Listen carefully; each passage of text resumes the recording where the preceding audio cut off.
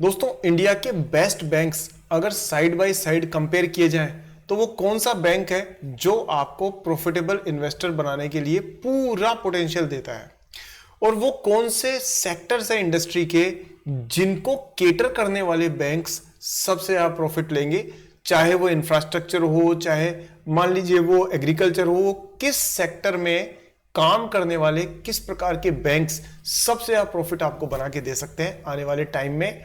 दोस्तों अगर आपके मन में ये सवाल उठते रहते हैं तो ये वीडियो आपके सारे सवालों के आंसर्स देने के लिए बना हुआ है। बहुत इंपॉर्टेंट और इंफॉर्मेटिव वीडियो है जिसमें हम एक नहीं, दो नहीं, बल्कि तीन तीन इंडिया के बेस्ट बैंक्स को एनालाइज करने वाले हैं, उनको कसौटियों पे खरा उतरने वाले हैं। और यकीन दिलाता हूं दोस्तों, वीडियो के अंत तक आप साफ तौर पे समझ जाएंगे कि किस बैंक में इन्वेस्ट करने से आपको ज्यादा अच्छा फायदा होने के चांसेस हैं।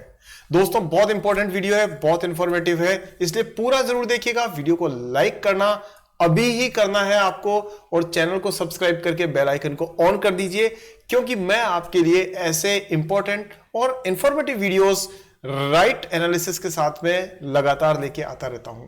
सो दोस्तों चलिए शुरू करते हैं। मैं सागर, आपका दोस्त सागरनॉमिक्स पे बात करते हैं बैंकिंग इंडस्ट्री के बेस्ट स्टॉक्स के बारे में। Let's begin.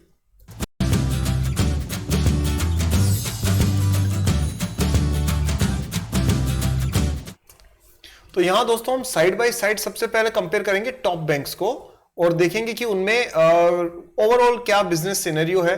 तो आपके स्क्रीन पर आप देख पा रहे हैं तीन बैंक्स। पहला है आईडीएफसी फर्स्ट बैंक, जो कि इन तीनों में सबसे नया बैंक है। फिर है एचडीएफसी बैंक और तीसरा है आईसीआईसीआई बैंक। अगर आप गौर करें दोस्तों तो आपको पता होगा कि एचडीएफसी बैंक का मर्जर हो गया था एचडीएफसी लिमिटेड के साथ में। यानी अब जो लेंडिंग कंपनी थी एचडीएफसी लिमिटेड, जो लोन्स में काम करती थी, होम लोन्स, प्रॉपर्टी लोन्स वगैरह में, और जो एचडीएफसी बैंक था, दोनों मर्ज हो गए थे। और एक ताजुब की बात यह है दोस्तों कि यही चीज आईडीएफसी के साथ में भी होने वाली है। जी हां, ये मैं आपको इंफॉर्मेशन दे रहा हूं वेल इन एडवांस कि आईडीएफसी लिमिटेड आईडीएफसी बैंक के साथ मर्ज होने जा रहा है, और ये रहा उसका सबूत आपके स्क्रीन पर। CCI, which is the competition commission of India, approves merger of IDFC limited with IDFC first bank. तो ये दोस्तों ये खबर है, और इसके मुताबिक ये जल्दी ही कंपटीशन कमीशन ऑफ इंडिया ने अप्रूव कर दिया है। और ये रीसेंट डेवलपमेंट है जो अभी तक मार्केट में इसके बारे में खबर फैली हुई नहीं है। तो आप ये देख रहे हैं कि एचडीएफसी की ही राह पर आईडीएफसी भी बढ़ रहा है, और बहुत तेजी से बढ़ रहा है। इसलिए हमें पता होना चाहिए कि इन बैंक्स में अब ऐसी क्या खास बात है जो इनमें यूनिक बिजनेस प्रोपोजिशन देती है। देखिए पहली चीज तो आप ये समझिए कि बैंकिंग बिजनेस जो है ना, वो बाकी बिजनेसेस जैसा नहीं होता है। क्यों? क्योंकि बाकी बिजनेसेस में क्या डिफरेंस होता है दोस्तों, वहां पर प्रोडक्शन होता है, या जो सर्विसेज वगैरह के लिए जो भी काम होता है, या तो प्रोडक्ट बनते हैं या सर्विसेज दी जाती हैं, उसके अगेंस्ट में पैसा आता है, और उस पैसे में से अपने खर्चों को माइनस करके कंपनी जो प्रॉफिट कमाती है, उस प्रॉफिट पर वो शेयर होल्डर्स को डिविडेंड देती है, और इस तरह से री इन्वेस्ट करके अपने बिजनेस को ग्रो करती है। ये नॉर्मल रहता है। लेकिन बैंक्स में ऐसा नहीं होता दोस्तों। बैंक्स में बात होती है कि वो एक साइड से कहीं से उधार पैसा लेते हैं, फिर अपना मार्जिन ऐड करते हैं, और फिर उसको मार्केट में देते हैं। किस पर? लोन पर। अब यहां देखने वाली बात यह है कि जो दोनों साइड का जो डिफरेंस होता है ना, वो बहुत इंपॉर्टेंट करता है। इसलिए बैंक्स के लिए सबसे इंपॉर्टेंट रेशियोज में से एक रेशियो होता है कासा रेशियो। कासा मतलब current account to saving account ratio. दोस्तों ये जिस कंपनी का, जिस बैंक का जितना ज्यादा होता है, उतना ही उसको प्रॉफिट होने के चांसेस ज्यादा होते हैं। तो अब इन सारे फैक्टर्स पे बात करते हैं हम लोग। नेट इंटरेस्ट मार्जिन को भी हम देखेंगे, कासा को भी हम देखेंगे, और एनपीएस की भी बात करेंगे, तीनों बैंक्स को साइड बाय साइड रख के। चलिए कंपैरिजन शुरू करते हैं। और हां, आपने अभी तक चैनल को सब्सक्राइब नहीं किया है तो भाई अभी सब्सक्राइब करके बेल आइकन ऑन कर दीजिए, और आगे बढ़ते हैं और देखते हैं हम तीनों बैंक्स के बारे में कंपैरिजन।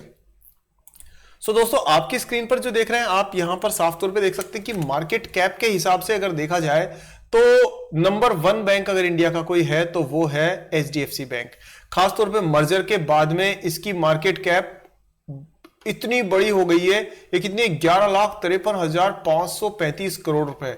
उसके मुकाबले में आईसीआईसीआई बैंक जस्ट आधा है साइज में, और ये आईडीएफसी फर्स्ट बैंक तो बहुत ही छोटा है उस हिसाब से। अब बात करते हैं करंट प्राइस की, तो दोस्तों जाहिर सी बात है कि एचडीएफसी बैंक जो है ना वो सबसे ज्यादा महंगा है, 1500 रुपए की प्राइस है, और करीब 942-43 के आसपास में आईसीआईसीआई, जबकि आपका आईडीएफसी बैंक मिल रहा है सिर्फ 91 रुपीज में। पी रेशो की बात करें तो पी रेशो के हिसाब से आईडीएफसी 23 का पी है, 23 का, जबकि एचडीएफसी 22 पे है और आईसीआईसीआई 19 का के प्राइस रेशो पे है। तो यहां ज्यादा फर्क नहीं है, लगभग बराबर सा ही है। और बाकी सारे रेशियोज में देखें तो सबसे बड़ी काम की चीज जो होती है वो दोस्तों होता है रिटर्न ऑन इक्विटी। अगर रिटर्न ऑन इक्विटी देखोगे तो आईडीएफसी ने सबसे कम दिया है 10% के आसपास, और आईसीआईसीआई और एचडीएफसी ये लगभग एक से ही है। दोस्तों ध्यान रखना, आप ना अधिकतर म्यूचुअल फंड्स में भी पाएंगे और अधिकतर और भी जगह पे देखोगे, यहां ना भेड़ों की झुंड की तरह से सारे के सारे म्यूचुअल फंड एक ही तरह से बा बोलते नजर आएंगे। मतलब सब में आपको एचडीएफसी बैंक मिल जाएगा, सब में आपको आईसीआईसीआई बैंक मिल जाएगा, इसीलिए सारे म्यूचुअल फंड जो है वो रिटर्न भी लगभग एक सा ही देते हैं। तो वजह क्या है कि इनकी ना हिम्मत नहीं है एनालिसिस करने की, रिसर्च करने की और सही स्टॉक को पिक करने की, मेहनत करना चाहते नहीं। दूसरी बात, जॉब करते करते आदत ना ऐसी कुंद हो गई है कि बिजनेस वाला माइंडसेट ही नहीं है उनका, और एक्चुअली जिन चीजों को स्टडी कर रहे हैं वो बिजनेसेस हैं। तो अब यहां मैं आपको ये कहना चाहता हूं कि आप आईडीएफसी को देख लो, सॉरी आईसीआईसी को देख लो, चाहे एचडीएफसी को देख लो, आपको लगभग नंबर्स में ज्यादा अंतर नजर नहीं आएगा। वहीं पर एक नया बैंक आता है जैसे आईडीएफसी फर्स्ट, तो ये बैंक क्योंकि एक नए तरह से आ रहा है, नए तरीके की प्रोडक्ट लेके आ रहा है, इसका बैकग्राउंड डिफरेंट है, तो यहां पर एक अपॉर्चुनिटी बनती हुई साफ तौर पर नजर आती है। लेकिन दोस्तों हर अपॉर्चुनिटी के साथ में एक रिस्क भी जुड़ी हुई रहती है, यह भी आपको याद रखना जरूरी है। मैं अपनी जिम्मेदारी समझ के आपको बताना चाहता हूं। तो यहां आप एचडीएफसी को ले लो चाहे आईसीआईसीआई को ले लो, आपको सिमिलर सी ग्रोथ मिलेगी। लेकिन यहां एचडीएफसी को ले लो चाहे आईसीआईसीआई को ले लो, सेम ग्रोथ है, लेकिन आईडीएफसी में आपको थोड़ा डिफरेंट दिखेगा। ये थोड़ा नंबर्स में भी आपको अंतर इसका नजर आएगा। बहरहाल हम बाकी सारी चीजों में से इंपॉर्टेंट चीजों पे ध्यान देते हैं, क्योंकि ऐसे अदरवाइज वीडियो बहुत लंबी हो जाएगी। यहां देखें तो सबसे पहली बात देखिए दोस्तों कि एडवांसेस ग्रोथ, यानी जो लोन्स और एडवांसेस देते हैं उसमें आप देखिए आप कि सबसे तेजी से ग्रोथ किसकी है, वो है दोस्तों आईडीएफसी की। आईडीएफसी फर्स्ट बैंक 28% से ग्रो किया है, जबकि एचडीएफसी 16% से और आईसीआईसीआई 17-18% से। तो जो मैं कह रहा था वही आपको लगभग दिख रहा होगा यहां पर कि ये ना ये भेड़े हैं, ये शेयर्स नहीं है, ये भेड़े हैं कि एक भेड़ जब बा बोलेगी तो दूसरी भेड़ भी बा बोलेगी। लेकिन जो नया बैंक है या नई कंपनी है वो थोड़ा डिफरेंट साउंड करेगा। अगर आप देखें तो यहां पर नेट सेल्स ग्रोथ अगर देखें तो वही आप देख लो, ये कार्बन कॉपी है, इसीलिए फंड मैनेजर्स ना आपको हमेशा एक सा ही सीन दिखाएंगे। हाँ, यहां कुछ नंबर्स डिफरेंट जरूर होंगे। तो जैसे इस केस में आप देख सकते हैं कि पैट की ग्रोथ, अब ये होता है दोस्तों प्रॉफिट आफ्टर टैक्स। अब यहां डिफरेंस आपको साफ दिखेगा कि आईडीएफसी फर्स्ट बैंक का प्रॉफिट 1500 से ग्रो किया है, जबकि आप दूसरे जो बैंक्स देखोगे उनमें कितना है जी, ये पैट यानी प्रॉफिट आफ्टर टैक्स यानी नेट प्रॉफिट, उसकी ग्रोथ है 19 और यहां है 36। यानी हालांकि आईसीआईसीआई बेटर है इससे एचडीएफसी से, उसका कारण भी बता देता हूं। अच्छा दोस्तों, एक चीज ये है कि आपने सुना होगा गॉड लाइज इन नंबर्स, यानी भगवान नंबर्स में बसता है। ये बिल्कुल सही बात है, 100% सही है, लेकिन इंसान को चाहिए कि उन नंबर्स को अच्छे से डिकोड करना सीख ले।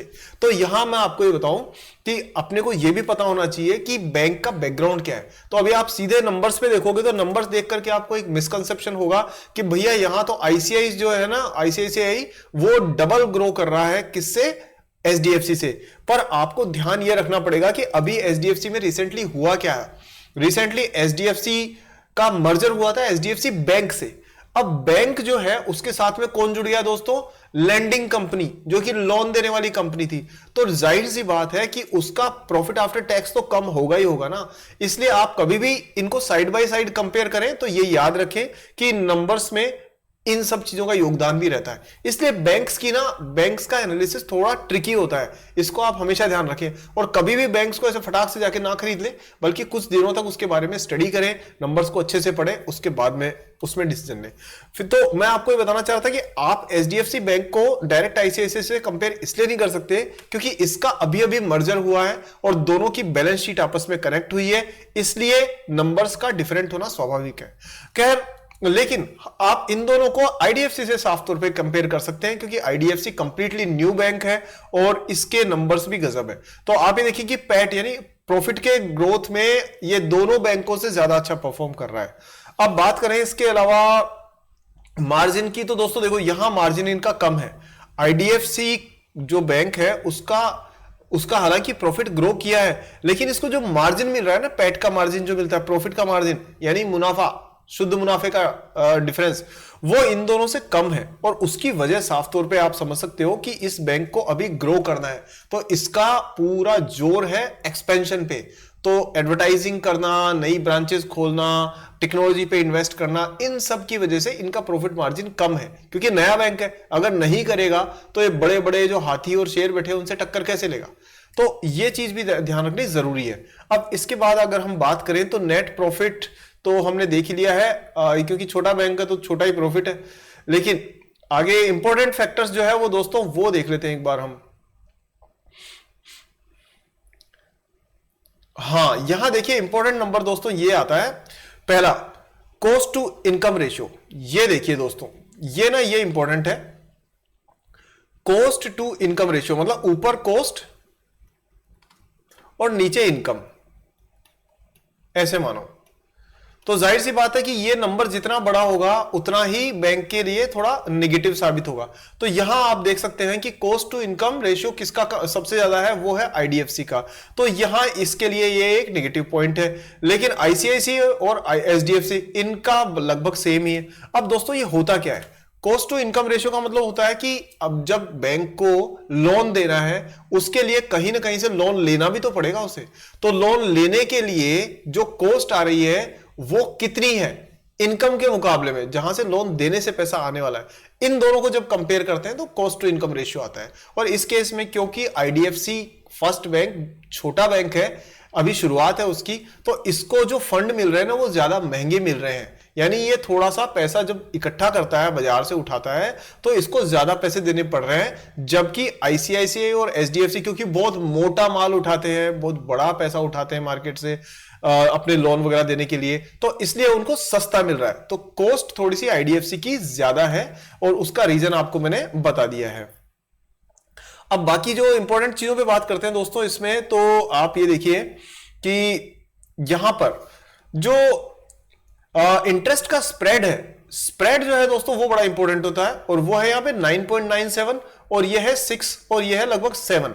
तो ओवरऑल ज्यादा डिफरेंस नहीं है, लेकिन फिर भी इसका स्प्रेड ज्यादा है। स्प्रेड का मतलब होता है दोनों साइड के इंटरेस्ट में डिफरेंस, इंटरेस्ट दिया गया, इंटरेस्ट लिया गया, इनके बीच का डिफरेंस इज इंटरेस्ट स्प्रेड। तो यहां ये हो गया। अब बात आती है दोस्तों सबसे इंपॉर्टेंट फैक्टर्स की, जो है एक है नेट इंटरेस्ट मार्जिन। ये सबसे अच्छा किसका है दोस्तों, वो है आईडीएफसी का। अब नेट इंटरेस्ट मार्जिन क्या होता है पहले अपन ये समझ लेते हैं और फिर हम इन दोनों को देखेंगे। तो दोस्तों नेट इंटरेस्ट मार्जिन का मतलब होता है कि कोई भी बैंक जो है वो देखिए वो सबसे पहले जहां से पैसा उठाता है वहां वालों को वो इंटरेस्ट देता है।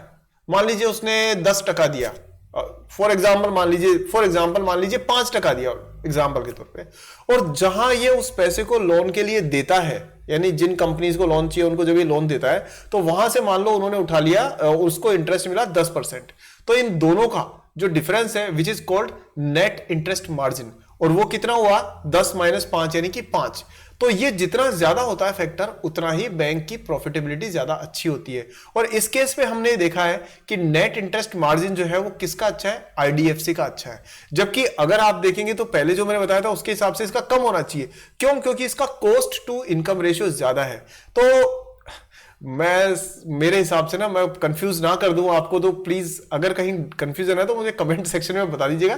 थोड़ा सा कॉन्सेप्ट को समझने की जरूरत है, आप छोड़ के मत जाइएगा। वीडियो इंपॉर्टेंट है, जाओगे तो नहीं ना? क्योंकि ये चीजें अगर दोस्तों इन्वेस्ट करते हैं तो समझनी जरूरी है आपके लिए। तो फिर भी कोई डाउट होगा तो मैं आने वाली वीडियोस में इसको और क्लियर कर दूंगा आपको, आप मुझे कमेंट में बता दीजिएगा। कहने का मतलब ये है कि इसने जितना पैसा दिया था, जितना पैसा इसको मिला है, उन दोनों का जो इंटरेस्ट का डिफरेंस है वो नेट इंटरेस्ट मार्जिन है। तो ये जितना ज्यादा उतना अच्छा। तो इस बारे में बाजी कौन मार के लेके जाता है? IDFC bank. उसके बाद में कॉस्ट ऑफ लायबिलिटीज को छोड़ दो, आप लोन टू डिपॉजिट ये भी अभी फिलहाल रहने देते हैं कि, पर फिर भी एक बार देख लेते हैं लोन टू डिपॉजिट, यानी इसके पास में जो करंट अकाउंट सेविंग अकाउंट से जो डिपॉजिट हुए हैं ना दोस्तों कासा से, उसके मुकाबले में उसने लोन कितना दे दिया है? 39 टाइम्स, जबकि इसने कितना दिया है? 10, और जिसने दिया है 10। और अगर हम बात करें नेट एनपीए की, तो एनपीए वर्ड आपने बहुत सुना होगा पिछले सालों में, लेकिन मैं बता देता हूं कि एनपीए दो तरीके के होते हैं, एक ग्रोस एनपीए, एक होता है नेट एनपीए। तो हम यहां बात कर रहे हैं नेट एनपीए की। तो नेट एनपीए का मतलब नेट नॉन परफॉर्मिंग असेट्स, वो पैसा जो बैंक को लगता है कि अभी तो डूब ही गया है, अब इसको वापस आने की उम्मीद नहीं है। भाई बैंक अगर 10 जगह पे लोन देता है तो हो सकता है 2 जगह से लोन उसको वापस पैसा रिकवरी नहीं हो सकता है वो अगला आदमी कहीं जगह छोड़ के चला गया हो, घाटे में चला गया हो, कुछ भी प्रॉब्लम हो सकती है। लेकिन जहां से बैंकों का पैसा वापस नहीं आ रहा होता है ना, उसको नेट नॉन परफॉर्मिंग एसेट्स कहते हैं, और वो 90 डेज की एक विंडो के बाद माना जाता है उसको। बट ये जितना कम उतना अच्छा। तो अगर हम तीनों पे नजर डालें तो आप ये देख सकते हो कि एनपीए जो है, नेट एनपीए, वो सबसे ज्यादा है आईडीएफसी फर्स्ट बैंक का, जो थोड़ा सा इसको एक नेगेटिव पॉइंट देता है। जबकि एचडीएफसी का और आईसीआईसी का, अगर आप तीनों में से देखो तो इंडिया का बेस्ट मैनेज्ड बैंक जो है वो एचडीएफसी रहा है। तो उसका आप देख सकते हो साफ तौर पे एनपीए कितना कम है, 0.27। यानी कि ऐसे बैंक जिनका कि कर्जा डूबता नहीं है या बहुत कम डूबता है, उनका नेट एनपीए हमेशा कम होता है। और एचडीएफसी बैंक का बेस्ट ट्रैक रिकॉर्ड रहा हुआ है अभी तक का इस चीज को लेके। परंतु आप जब तीनों बैंक्स को कंपेयर करके देखते हो दोस्तों, तो आपको साफ तौर पे दिख जाता है कि इन बैंकों में आईडीएफसी फर्स्ट बैंक को एडवांटेज ये है कि इसको एक आम आदमी खरीद सकता है 91 रुपए की प्राइस पर, जबकि इनके लिए इनकी शेयर प्राइस ज्यादा बढ़ी हुई है। और दूसरी बात यह है कि ग्रोथ के हिसाब से देखिए तो आईडीएफसी फर्स्ट बैंक के पास एक मौका है अपनी इंडस्ट्री में जगह बनाने का। लेकिन साथ ही रिस्क क्या है, वो ये है कि ये बड़े बैंक्स इसको टिकने देंगे, इसके लिए इसको मुश्किल फाइट करनी जरूरी है। सो दोस्तों, ये एक basic comparison side by side मैंने आपको तीनों बैंकों को करके दिखाया है। उम्मीद है कि आपको समझ में आया होगा। कोई डाउट हो तो मुझसे क्वेश्चन जरूर पूछ लीजिएगा। हाँ, और कभी कभी कोई स्लिप ऑफ टंग से मैं कुछ का कुछ बोल जाऊं तो उसके लिए मैं अग्रिम आपसे माफी मांग लेता हूं दोस्तों, क्योंकि ऐसा इंसान के तौर पर हो सकता है। अब मैं आपको बता देता हूं 2-3 इंपॉर्टेंट चीजें और जो डेवलपमेंट है वो इन्हीं बैंकों से रिलेटेड। अब देखिए, एचडीएफसी बैंक के बारे में एक खबर आई है कि जो ब्रोकरेज कंपनीज है ना, उन्होंने अपना प्राइस टारगेट इसको लेकर के कम कर दिया है। यानी ब्रोकरेज फर्म्स अब ये कह रही है, अलग अलग ब्रोकर्स ये कह रहे हैं कि भैया अब ना हम इसको ज्यादा प्रॉमिसिंग नहीं मानेंगे, इतना पोटेंशियल नहीं मानेंगे जितना हम पहले मानते थे। और उसका कारण यह है कि जब से इन दोनों का एचडीएफसी बैंक में विलय हुआ है, मर्जर हुआ है, तब से ना इनकी बैलेंस शीट कंबाइंड हो चुकी है। इसलिए जो एचडीएफसी की जो लायबिलिटीज थी ना, वो भी अब बैंक को उठानी पड़ेगी। इसलिए ब्रोकरेजेस ने कहा कि बिजनेस मॉडल अभी तक क्लैरिटी इसमें नहीं है हमको लेके, तो हम इसमें वेट एंड वॉच करेंगे। तो ये एचडीएफसी के बारे में आपको एक अपडेट मैंने दिया है। साथ ही बात करते हैं आईसीआईसीआई की। तो देखिए, यहां एक बड़ा अच्छा इंपॉर्टेंट अपडेट है वो आपकी स्क्रीन पर, कि आईसीआईसीआई ने ना टाइगर लॉजिस्टिक्स नाम की जो कंपनी है उसके साथ में टाई अप किया है। और किस वजह से किया है कि ये एक्सपोर्ट और इंपोर्ट का जो बिजनेस है ना, उसको स्ट्रीमलाइन करना चाहते हैं। देखो, आईसीआईसीआई बैंक जो है ना, उसकी एक खास बात है, ये शुरू से दोस्तों बैंक बहुत एग्रेसिव रहा हुआ है। तो ये अपॉर्चुनिटी को पहचान के उसके साथ एक्शन लेना पसंद करता है। तो यहां पर आईसीआईसीआई बैंक को साफ तौर पे लग गया है इसके मैनेजमेंट को कि इंडिया की इकोनॉमी ग्रो कर रही है, चाइना डाउन हो रहा है। इसका मतलब क्या हुआ कि अब शिपमेंट्स बढ़ने वाली है, यानी इंडिया का माल एक्सपोर्ट होना शुरू हो चुका है। वैसे भी हम देखिए, इलेक्ट्रॉनिक गुड्स जो पहले हम नेट इंपोर्ट किया करते थे, अब हम एक्सपोर्ट कर रहे हैं। यानी जो mobile phones, earphone, headphone, computer वगैरह के पार्ट्स और ये सब पहले हम टोटली इंपोर्ट करते थे, अब इनमें से कुछ चीजें हमने हैंडसेट्स वगैरह एक्सपोर्ट करने शुरू कर दिए हैं। और केमिकल्स में हो, चाहे ज्वेलरी एंड जेम्स में हो, चाहे क्लोथिंग्स में हो, ये एक्सपोर्ट धीरे धीरे बढ़ते जाएंगे, क्योंकि इंडिया की इकोनॉमी मैन्युफैक्चरिंग के लिए बढ़ती जा रही है। और गवर्नमेंट का पुश भी है। तो इस वजह से आईसीआईसीआई बैंक ने कहा कि भैया ये बिजनेस तो आने वाले दिनों में बहुत प्रॉफिट देने वाला है एक्सपोर्ट इंपोर्ट का। तो इसलिए इन्होंने टाइगर लॉजिस्टिक्स जो है उसके साथ टाई अप पहले से कर लिया कि एक्सपोर्ट के जो डॉक्यूमेंटेशन होते हैं प्लस उसका जो मूवमेंट होता है कि आपने देखा होगा कि बिल ऑफ लेडिंग बनता है, इसके अलावा शिपमेंट पैक होती है और उसकी डॉक्यूमेंटेशन होता है, फिर वो जाकर के पोर्ट पे लैंड होती है। इस तरह से जो सारे प्रोसेसिंग है वो सारी चाहता है आईसीआईसीआई कि मेरे पास सबसे ज्यादा धंधा है, तो उन्होंने पहले से ही इस टाई अप को कर दिया है, ये मर्जर कर लिया है। सो इससे इसको कितना फायदा मिलेगा ये तो आने वाले टाइम में हम लोग देखेंगे। लेकिन दोस्तों उम्मीद करता हूं, बहुत शॉर्ट वीडियो बनाने की कोशिश करता हूं लेकिन फिर भी थोड़ा लेट हो जाता हूं, कभी कभी लंबा हो जाता है, पर मैं उम्मीद करता हूं इस वीडियो में आपको तीनों बैंकों के बारे में काफी अच्छी क्लैरिटी के साथ जानकारी मिली होगी, जिससे आप ये समझ सके कि किसमें कितना पोटेंशियल है प्रॉफिट कमा के देने का। हाँ दोस्तों, इसके साथ में मैं आपसे ये और शेयर करना चाहूंगा कि मैंने आपके लिए जितने भी इंपॉर्टेंट लिंक्स होते हैं वो सारे के सारे पिंड कमेंट में मैं दे देता हूं, चाहे वो मेरे कोर्सेज के लिंक हो, चाहे वो डीमेट अकाउंट्स के लिंक हो जो मैंने रिसर्च करके आपके लिए शेयर किए हैं, और चाहे वो अपनी प्लेलिस्ट वगैरह की हो, तो आप पिंड कमेंट को जरूर चेक किया कीजिए। तो उम्मीद करता हूं दोस्तों वीडियो पसंद आया होगा आपको। लाइक करके इस वीडियो से मेरा उत्साह बढ़ाइए, और कोई कमेंट में आप क्वेश्चन पूछना चाहें जरूर पूछिए, और इसको शेयर कीजिए। ये चूक रहे हो आप, यहां पर शेयर जरूर करिए अपने दोस्तों को और सारे रिश्तेदारों को, सब कलीग्स को, ताकि सबको पता पड़े कि बैंकिंग इंडस्ट्री में क्या चल रहा है। चलिए दोस्तों, अगले वीडियो में जल्दी मिलते हैं, तब तक के लिए चैनल सब्सक्राइब करके बेल आइकन ऑन कर दीजिए और मिलते हैं। जय हिंद।